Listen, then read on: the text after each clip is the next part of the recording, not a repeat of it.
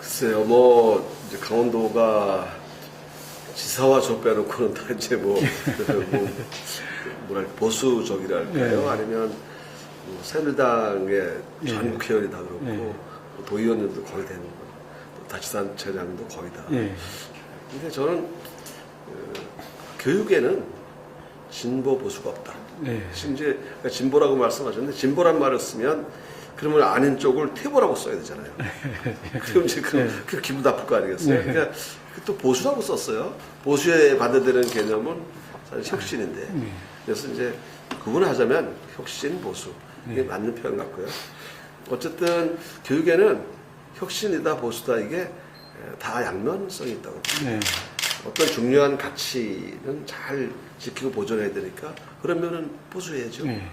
또 근데 이제 이게 가치가 변질돼서 잘못 나가는 것은 새로 개혁을 해야 되니까 이제 그때 혁신이 필요하겠죠. 네.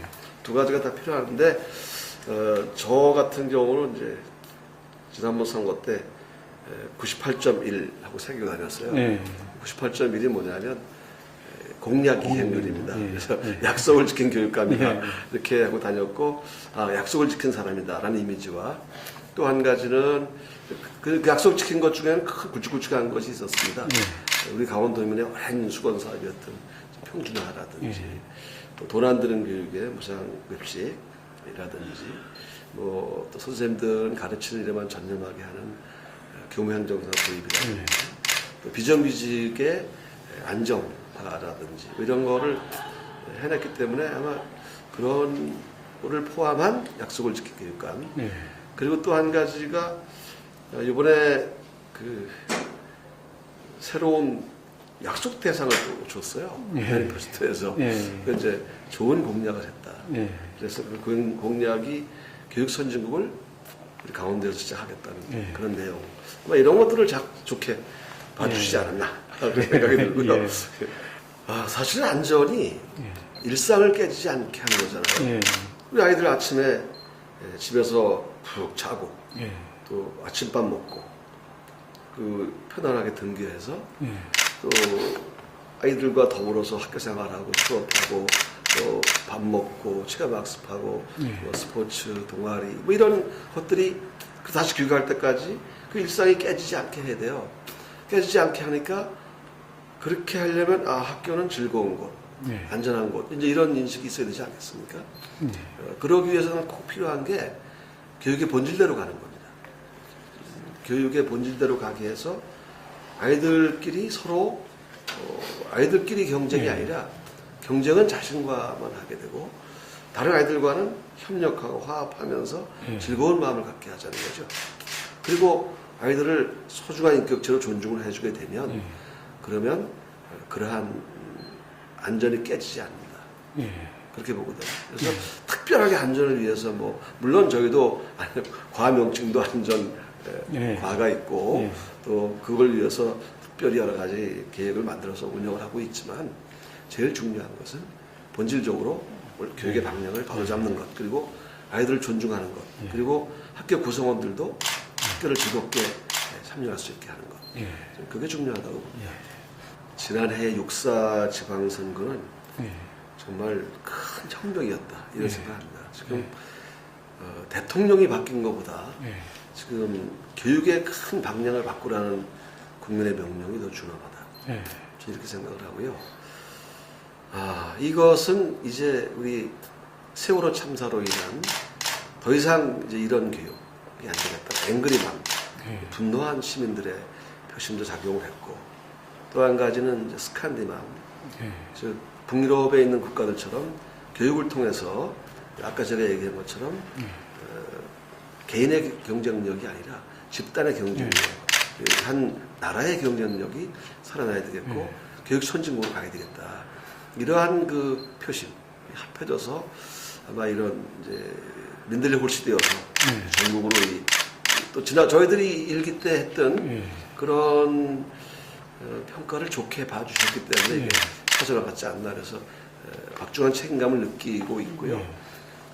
그렇기 때문에 이제 우리가 일제히 단결해서 우리나라 교육을 선진국 수준으로 바꿔 나가야 됩니다.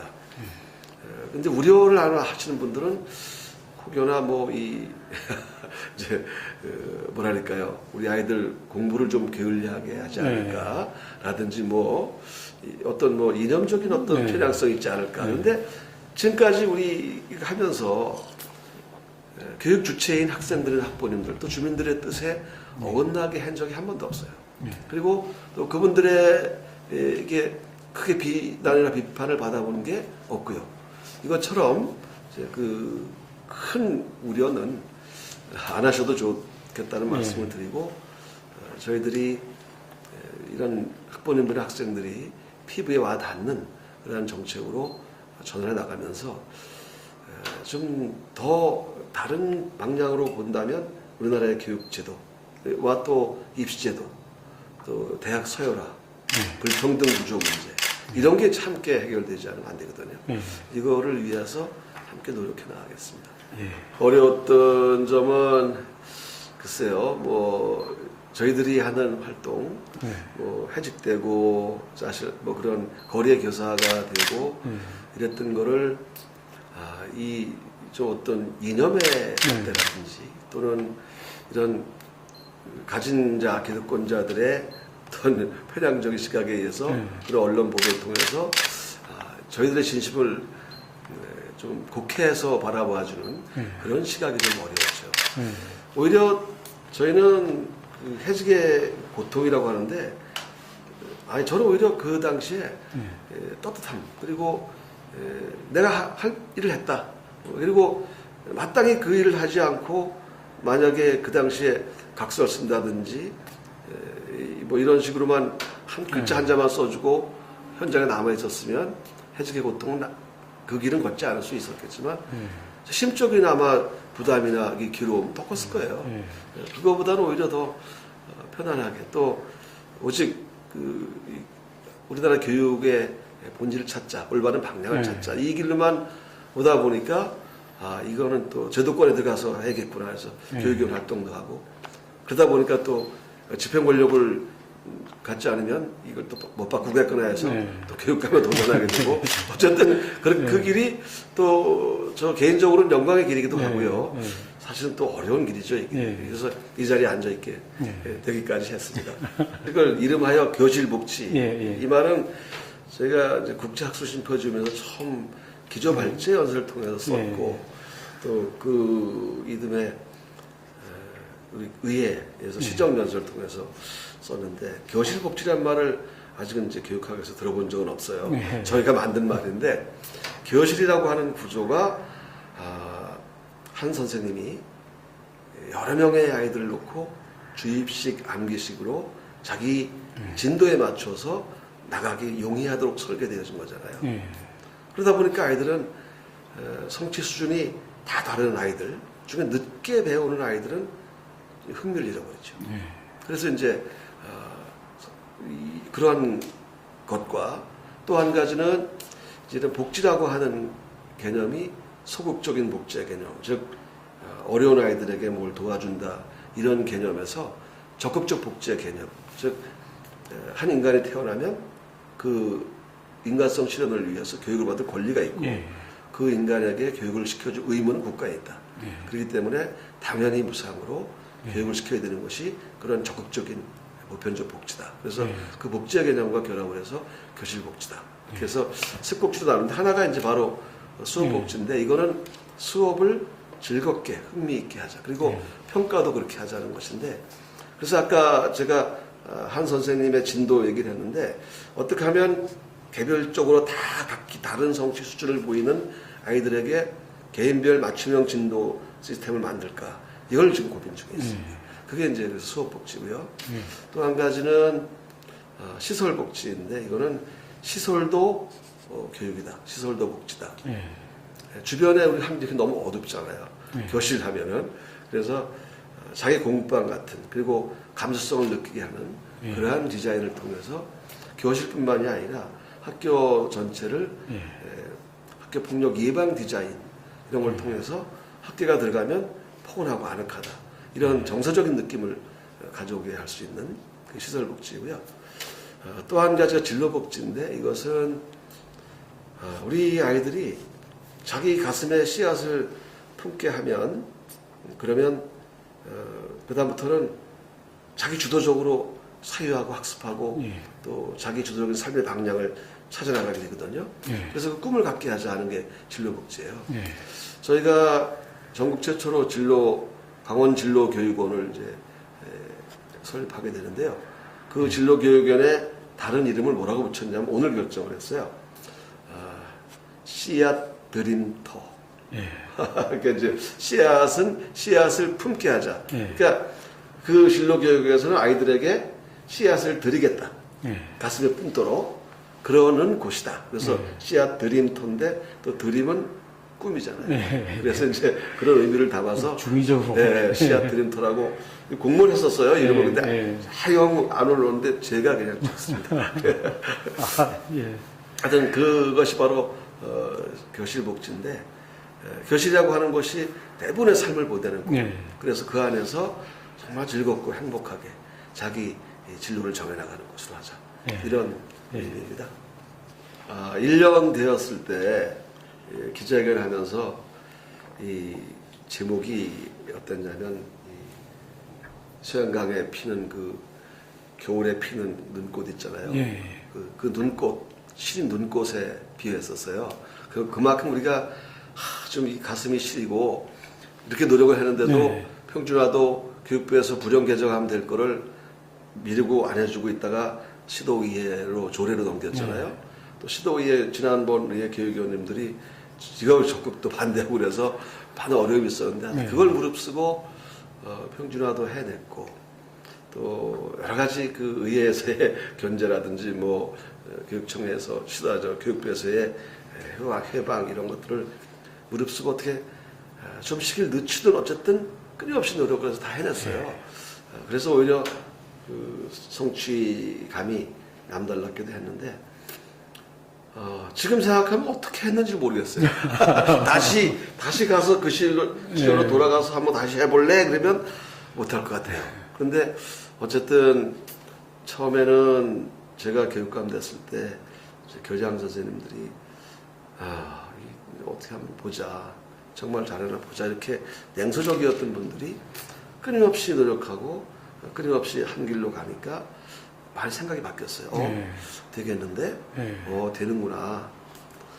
나중에는 함께 하시겠다는 분들 많이 생기고 그러다 보니까 이게 학교 현장이 변화가 되고 이래서 아마 같이 할 수 있지 않았을까.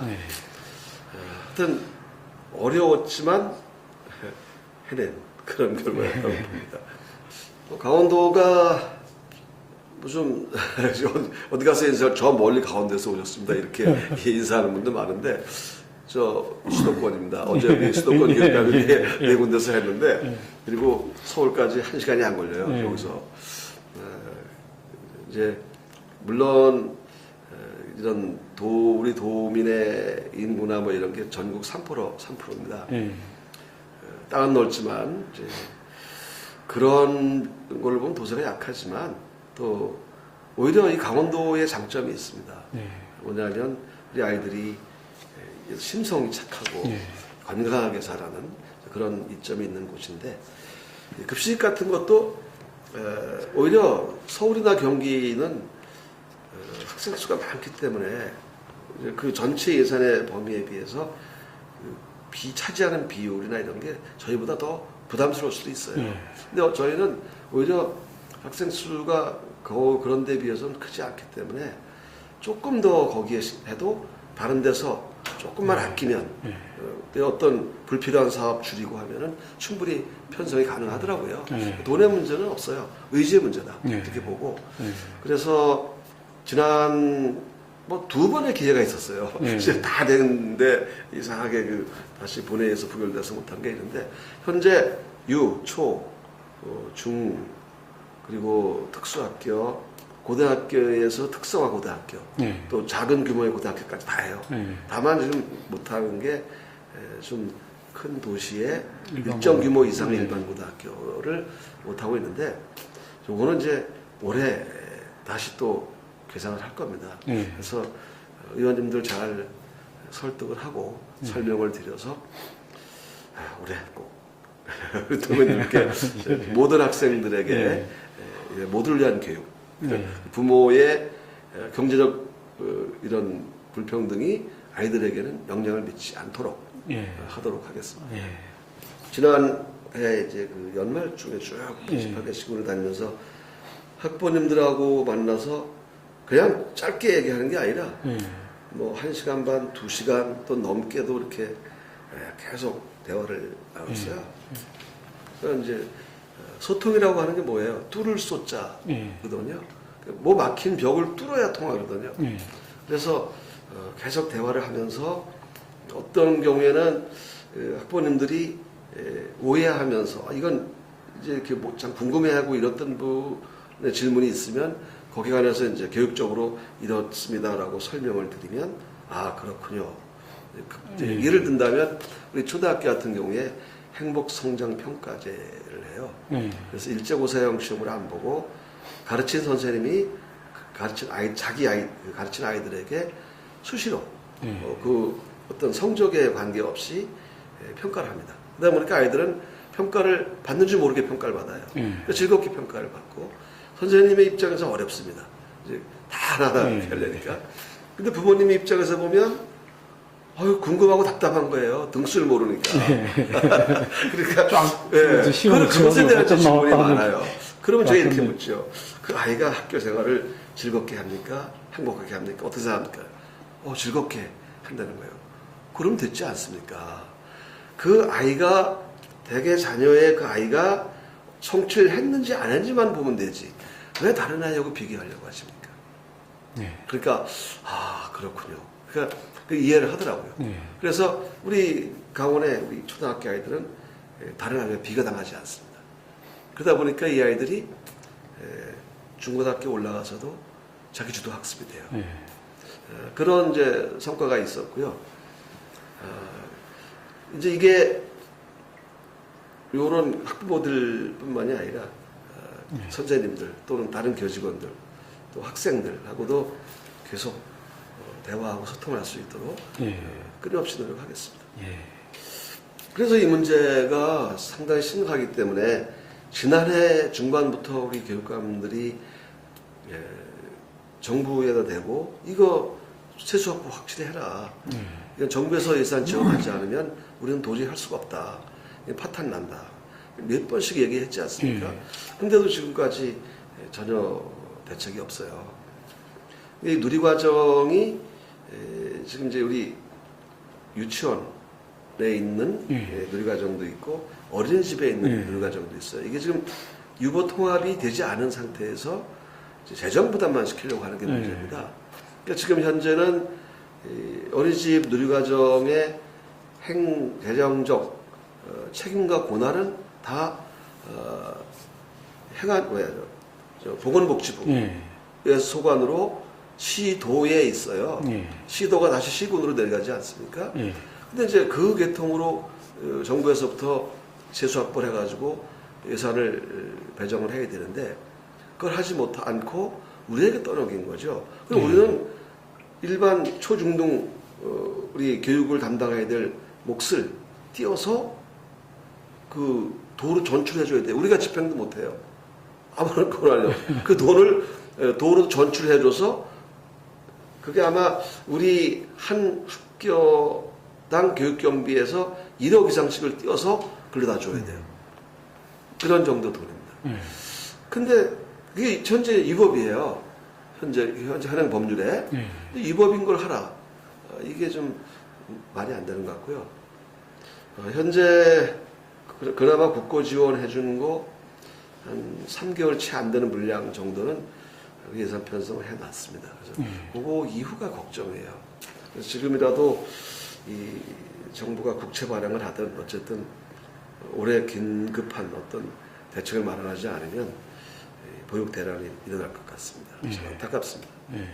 지금 우리 교부금이 내국세의 20.27%로 되어 있는데 이걸 25.27% 최소한 5% 인상해라.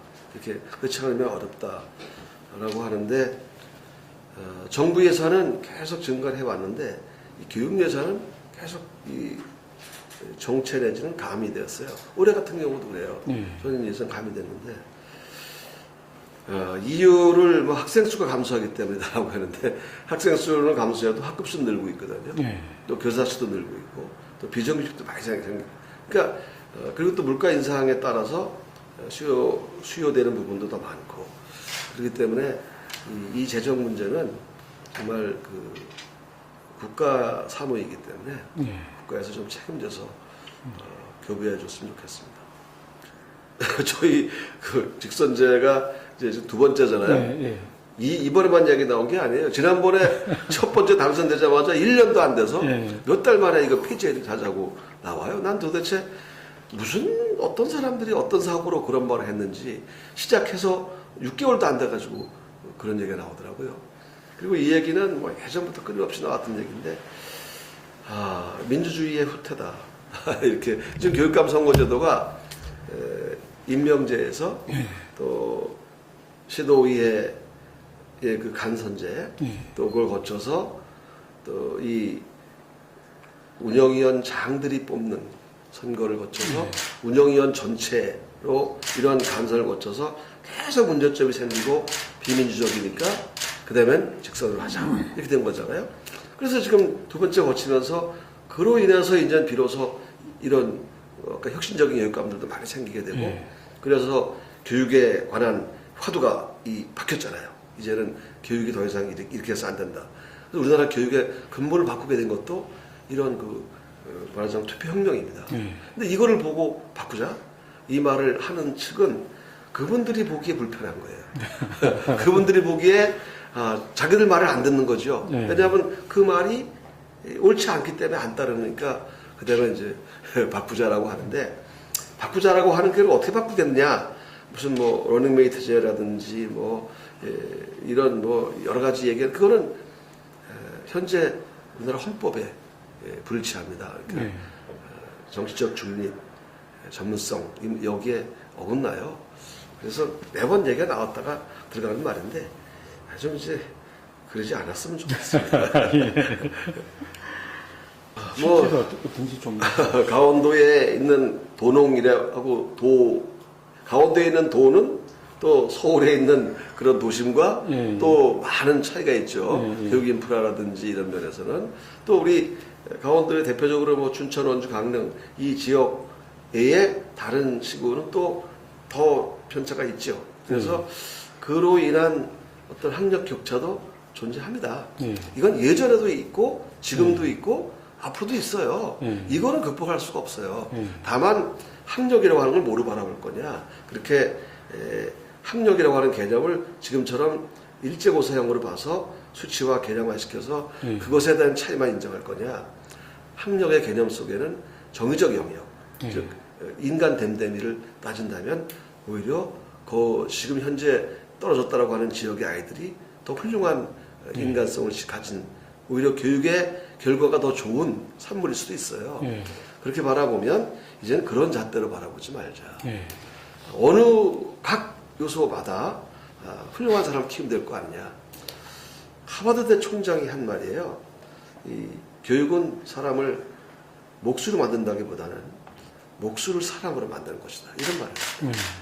이 말이 목수라고 표현하니까 우리 이 나라 사회에서는 금방 와닿지 않는데 이걸 바꿔 말해볼게요.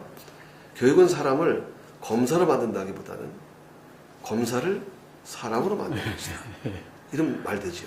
참 검사하는 사람들이 어려운 거. 아니 그게 아니라 우리는 지금 검사나 의사나 뭐 대통령이나 이렇게 계층 상승 욕구를 위해서 교육을 바라보잖아요. 그게 아니라 어느 자리에 가든지 사람을 만드는 게 교육이라는 거죠. 그래 따져보면 교육의 결과라고 하는 것이 도농 차이 때문에 일어나는 거 아니에요. 저도 시골 출신입니다. 그래서 그렇게 따져보면 강원도가 아마 이런 올바른 교육하기에 가장 적합한 것.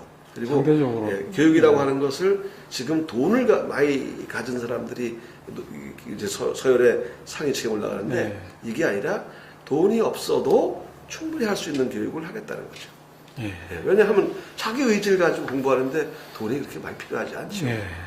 어제 우리 바로 이 자리에서 그 수도권 네, 서울, 경기, 인천, 강원 이렇게 네 지역의 교육감님들 모여서 이제 공동으로 대처할 수 있는 방을 얘기해보자 해서 몇 가지 얘기를 했는데 그 중에 하나만 딱 얘기한다면 우리가 감사를 교차해서 감사하자.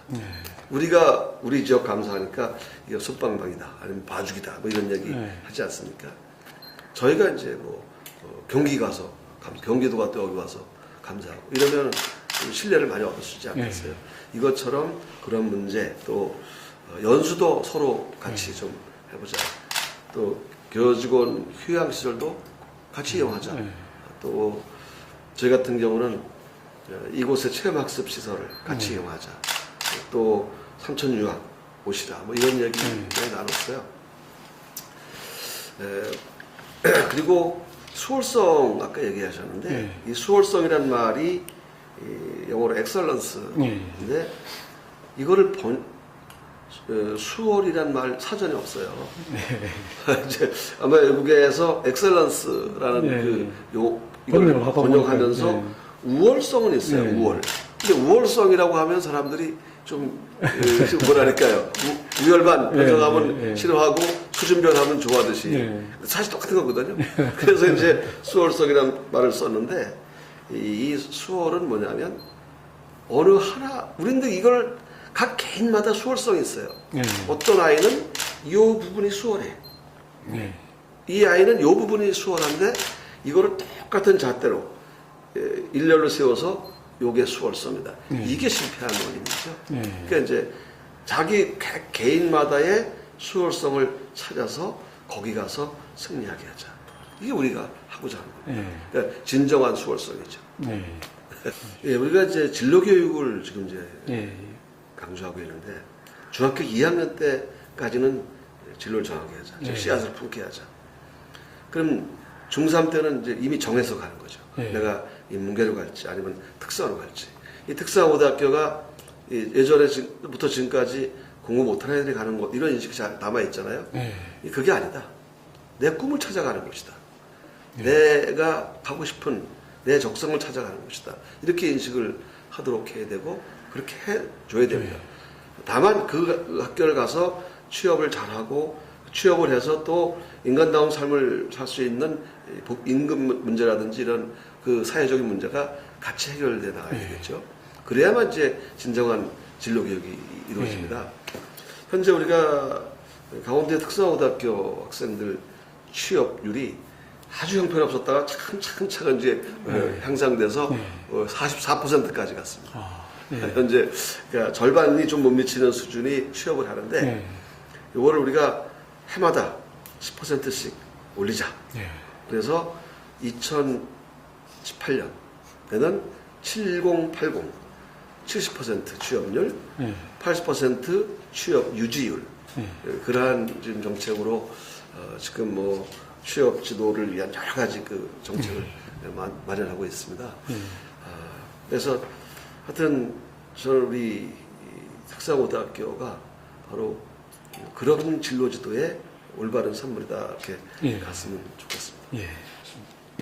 이제 이 모두를 위한 교육이란 말이 처음에 제가 이제 민선 일기 그 당선되고 나서 그때는 인수위를 꾸렸습니다. 왜냐하면 여기 한 달 정도를 인수위를 꾸려서 그러면 최고 슬로건을 뭘 할 거냐 가지고 계속 토론하고 고민하고 하다가 제가 최종적으로 결정한 게 모두를 위한 교육이다. 이렇게 해서 이제 그러는데 그 슬로건을 걸고 난 뒤 얼마 지나서 보니까 유네스코에서 세계적으로 이렇게 Education for All이더라고요. 똑같아요. 모두를 위한 교육이더라고요. 그래서 이거 누가 보면 이거 따라했다고 할지도 모르겠다. 근데 그건 따져놓고 우리가 한 달을 고민하고 교육의 방향이 어떻게 될까를 하다가 한 게 이건데 거기도 그렇기 때문에 틀리지 않았구나. 맞구나 하는 확신을 오히려 가졌고요. 누구도 소외되지 않는 교육이죠. 그리고 이 앞서가는 아이는 앞서가는 아이대로 거기에 맞는 교육, 또 좀 늦게 깨우친 아이들은 늦게 깨우친 대로 하는 교육이죠. 수미양가의 원래 뜻이요. 수우는 뭐 아까 엑셀런시 우수하다의 수우니까 잘 아실 거고, 미가 아름다울 미자를 써요. 네. 너 아름다운 점수야. 그게 미고요. 네. 양은 양호하다의 양입니다. 네. 가가 이게 중요해요. 가가. 예전에 뭐 가 양가 받으면 뭐 양가집 교수님 뭐는 뭐저 놀림 받고 그러는데, 가가 가능성, 네. 무한한 가능성 있는, 너는 지금 성취 수준이 요만큼밖에 안 됐어. 그래서 가를 주는데 이거는 무한한 가능성 있어. 기다릴게. 네. 이게 교육입니다. 네. 그러니까 이제 누구도 수혜받지 않는 교육이 네. 이게 교육인데, 이게 왜 변질됐냐? 여기다 점수를 위했잖아요. 네. 5, 4, 3, 2, 1. 그래서 한 줄로 세웠어요. 그러니까 양이나 가를 받으면 그래, 넌 양호해, 넌 가능성 있어 하고 기다리고 격려해 주는 게 아니라, 넌 왜 양이나 가밖에 못 받았어? 넌 실패자야, 낙오자야. 이렇게 하는 교육이 아니라는 거죠. 예. 그래서 그러한 교육으로 가야 된다. 네. 하는 의미입니다. 예. 교육국장 문제는 이제 예전에 초등 출신 교육감이 계실 때는 네. 또 중등의 배려 차원에서 중등 출신을 이제 국장으로 모셨고, 저는 이제 중등 출신이니까 이제 초등 배려를 했어요. 그리고 가급적 저는 이왕이면 같은 값이면 그렇게 하려고 합니다. 그건 뭐 변함이 없는데, 그런데 이제 그렇더라도 꼭 그런 어떤 도식적인 그런 것으로만 인사하지 말자. 그래서 일단은 사람을 보고 하자.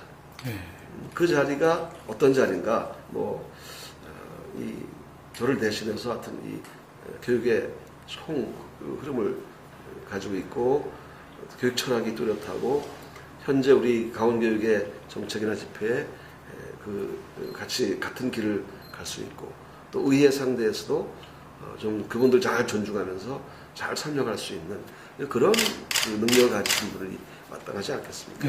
그런 능력에 가장 적합한 사람을 뽑자. 그분이 초등이든 중등이든 관계없이, 이제 이런 의미이고요. 또 이제 교육장이나 과장님들 발탁할 때도 다 떠나서 사람만 보자. 그 출신이 어디고, 뭐 남자고 여자고 뭐 이런 걸 다 이왕이면 어느 정도 안배하는 게 좋긴 좋겠지만, 그거보다 우선은 사람을 보자. 그래서 이제 사람만 보고 인사를 한 결과죠.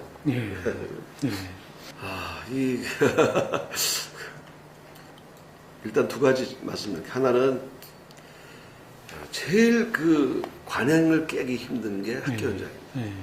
또 제일 늦게 변하는 게 하여튼 교육 현장이에요. 고정관념 깨기 힘들고, 그거를 좀 어느 정도 깨는 게 제 일기였다면, 이제 여기부터는 이거를 정착시켜 나가야 되지 않습니까? 또 한 측면에서는 1년을 보고 농사를 짓고 10년을 보고 나무를 심고 100년을 보고 교육을 해라. 이렇게 늘 이야기하는데, 이게 100년까지야 진짜 모르지만 최소한 20년은 바라봐야 되지 않을까. 이런 생각에서 어느 정도 정착이 되고 안정되려면 같은 이런 정책이나 이거를 최소한 20년은 가야 된다고. 그게 바로 핀란드 예가 그렇습니다. 핀란드의 교육 정책 중에 보통학교 정책. 거기도 뭐 좀 귀족학교, 이런 평민학교가 있었어요. 그걸 깨고 다 누구나 똑같이 갈 수 있는 보통학교를 만들어서 그 정책을 어느 정권이 들어오더라도 국가교육위원회가 만들어져가지고 그걸 꾸준히 하자. 20년을 해본 결과 성공했거든요. 그것처럼 우리도 최소한도 이걸 변화시켜서 20년만 갔으면 좋겠다. 그러면 정말 제대로 될 것 같은 생각이 듭니다. 저 혼자 꾸는 꿈은 한낱 꿈이겠지만, 우리 모두가 함께 꾸면 현실된다고 하지 않습니까? 아마 이 보도를 접하시는 분들도 교육 선진국을 위해서 함께 꿈을 꿔주셨으면 고맙겠습니다. 고맙습니다.